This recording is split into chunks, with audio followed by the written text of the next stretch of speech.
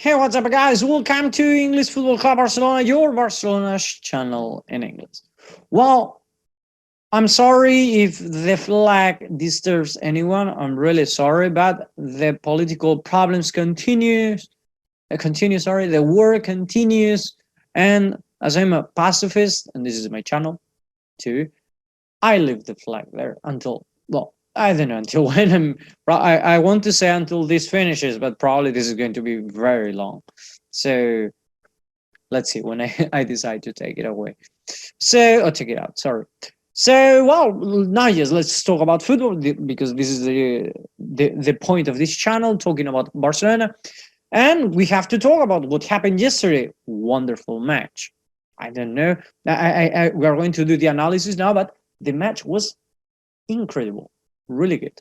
So, before starting, let me remind you that if you like Barcelona, not just like, if Barcelona is the team of your dreams, not just like the team of your dreams, this is your channel, because here we translate, we read the media in English, in Spanish, and then we translate it into English to give it to you with love and care and nothing else, just that, love and care.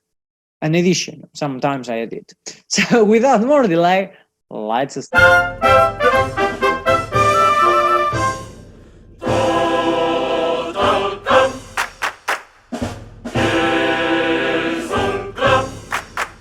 Well, before starting about the about the match of yesterday, I want to remind you. Yesterday we said that due to this war, these problems with Russia, the UEFA decided to change, or this no was the UEFA decided to change the stadium for the final of the UEFA Cup. Sorry, the Champions League. Until yesterday, the final of the Champions League was going to be played in St. Petersburg, but due to all these problems, UEFA has decided that the final is going to be played in France, in the stade. I don't know how to pronounce it. Well, in one of the stadium of the national, I think is the national team of France. I think it's a right decision. Could have been more interesting if they decided to play it in Switzerland, that it is the seat of Europa League, of the UEFA. But I think that France is quite good. It's near my home, so if Barcelona plays the final, what a joke. Well, let's continue. So by the moment, the final of the Champions League not anymore in St. Petersburg for this year. And now, yes, yesterday, February 24th at 9 p.m. in Napoli, Barcelona against Napoli. A match that at the beginning it seemed that is gonna be difficult. Xavi talked about it, said that we're going to face a team that they are going to pressure high, they are not going to let us play, etc. During the match of the in the Camp Nou, I didn't see just that. I saw a team that close behind, that they don't offer much space, and then they counterattack quite effectively. So Barcelona decided to play with the same players that the other day. No, with the same players that they said. I guess Xavi decided to show my video. He was one of those 20 people who watched the video, and then he decided to put the same lineup. Okay, instead of Eric Garcia, as I told you, if you remember, I said if Araujo is 100% available, I put Araujo. So that's what happened. This was the starting 11, the same as I said yesterday. Why I knew Des is going to be there? Because Alba is not here, and the other day, Mingueza had a lot of problems to face Osimhen, if I'm not wrong. Well, the image of the match for me is this: that all the players together with this message of stop war was the clear message, a message that UEFA banned.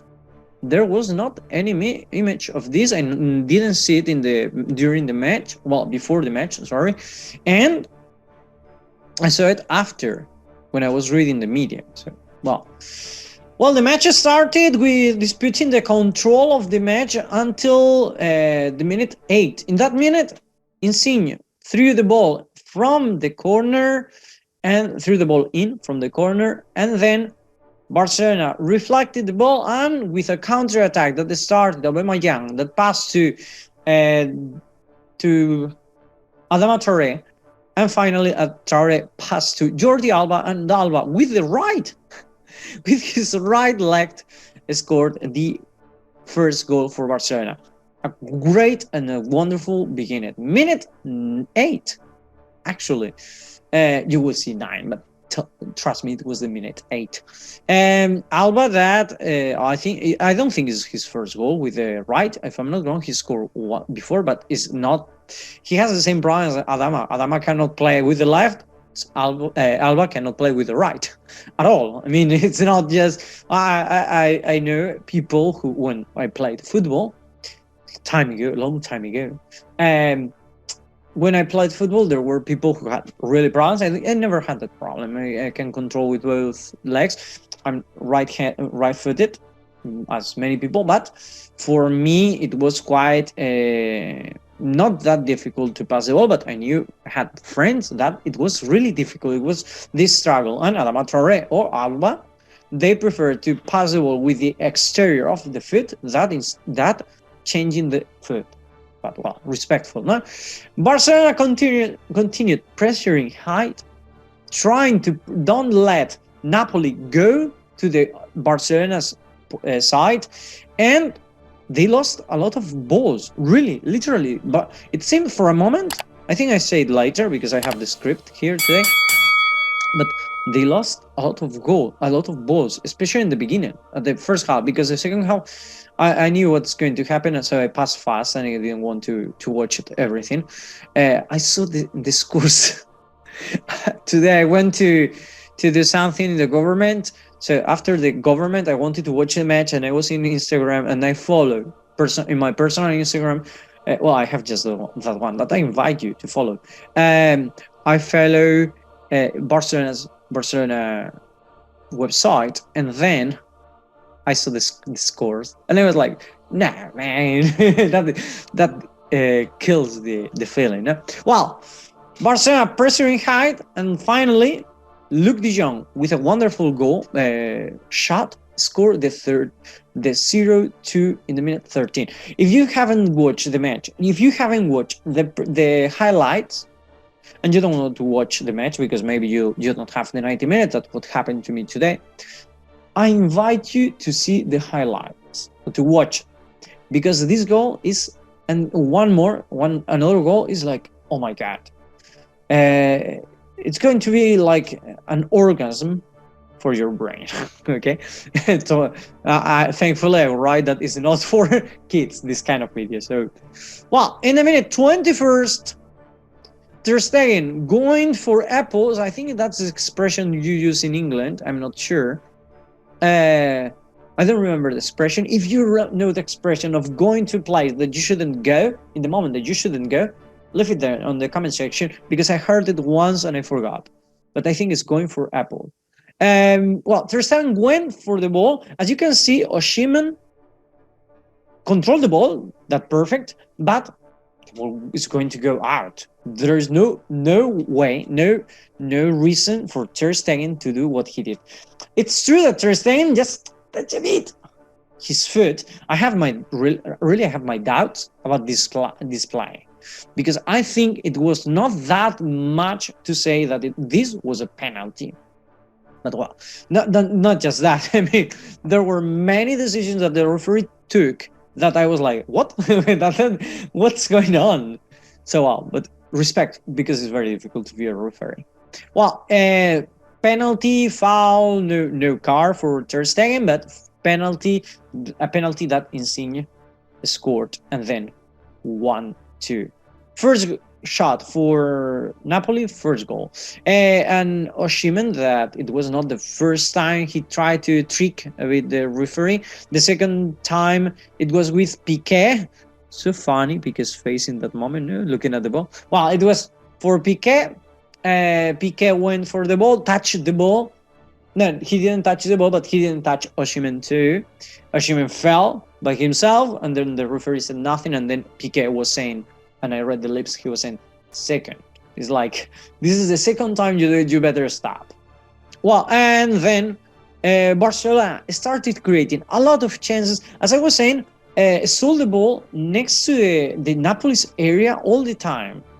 And in that moment, Aubameyang had like 2 or 3 chances in 3 minutes. Two chances in 3 minutes. That's before the goal, as you see, of the penalty, 2. Many chances that... many times that Barcelona stole the ball in their area or in their side, on their side, and created chances of goal. Not many of them didn't go between the 3 posts, but dangerous. No, why Barcelona played like this? Because first, Barcelona covered the spaces, but not just that. When they close to the area, to the Napoli area, when they were closer to it, they were not covering spaces, they were covering people, the players, close to them. So and I remember this once, one of my coaches told me, they have to feel your breath behind their neck, because that is going to make the rival to hesitate, becomes nervous, and like this you have more chances of getting the ball. No?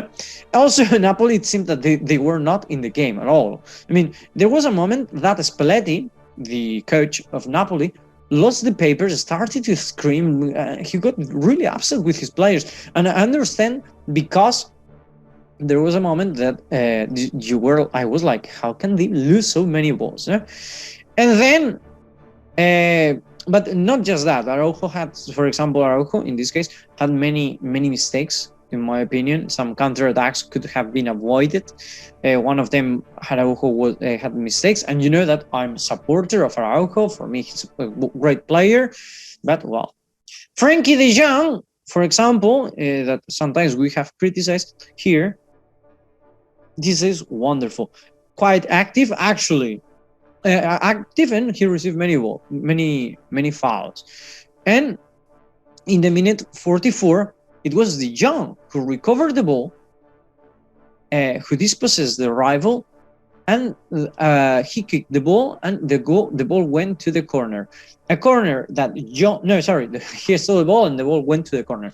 De Jong kicked the ball, a ball that went to the area, nothing happened. Pedri passed the ball to Alba. Alba passed the ball, trying to cross the ball into the area again, and it deflected to Piqué. Piqué, with a wonderful control, with a right move, he did a wonderful movement, really incredible. I was like, whoa, a movement of a classical forward.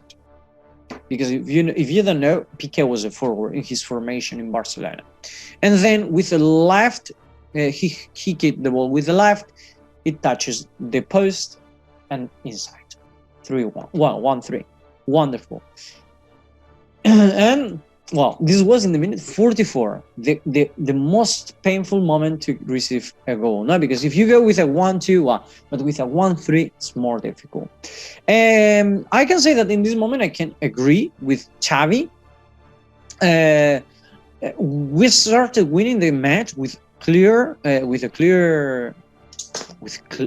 clarity, but not just that, we controlled the match. We were playing with the tiki-taka, a tiki-taka that a long time ago Barcelona didn't play, and a tiki-taka that it helped us to become the kings of Europe long time ago. I think where Xavi was too, and a system that nowadays Barcelona is trying to perform, and little by little, they are performing quite good. I was watching some videos of examples of what this kind of play is and what Xavi is doing, and it's literally what is going on. And finally, the fourth goal of Barcelona, everything started with Frenkie de Jong. With Pedri. Pedri passes the ball to Adama. Adama, wonderful match too. Nothing to say. 2 passes of goal. Incredible.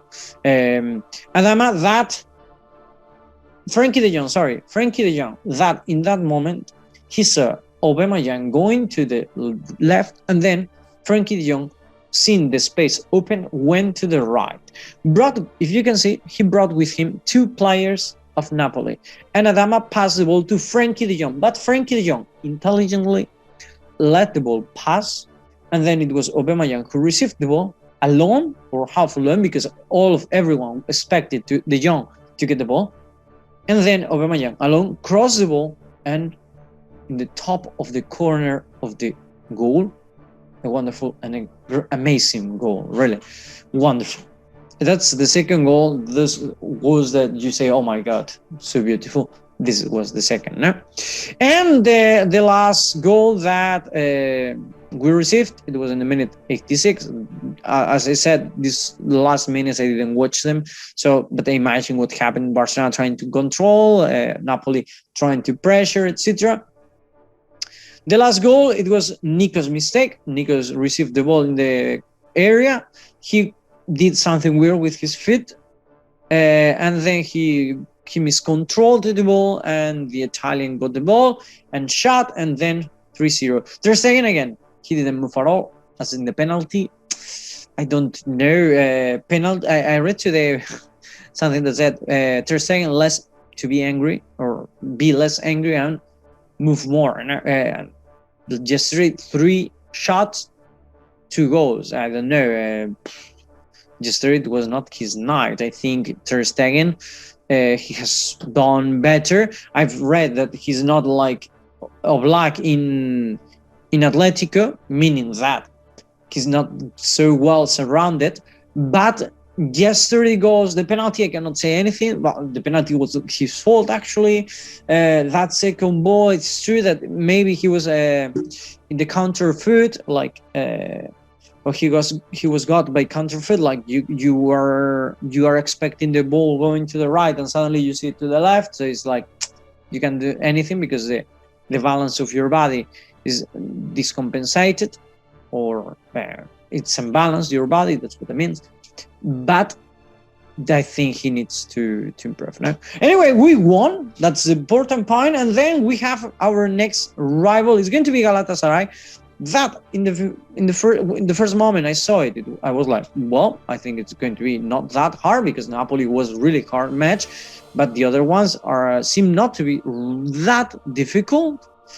But don't forget that in Galatasaray, the coach, it's one of the ex-helpers or one of the ex-assistants of Guardiola, a team that, or a coach that may know how Barcelona plays, and he may know how to stop us. Anyway, guys, that's all for today. I'm sorry if the video was a bit long. I was a bit talkative today, as I'm saying that as I'm never, but well. Hope you enjoyed the match. If you want to watch it, there is the link in the description. If you want to follow me on Instagram, because I don't know, maybe you think I'm funny or whatever, down there too, I don't know why I look down, down there you have my Instagram too. You can follow me and you can text me. Of course, I will reply. I'm really, really happy always to receive people, to receive comments, etc. So I invite you to keep supporting us too in this channel. Thank you for your support. Thank you for watching us.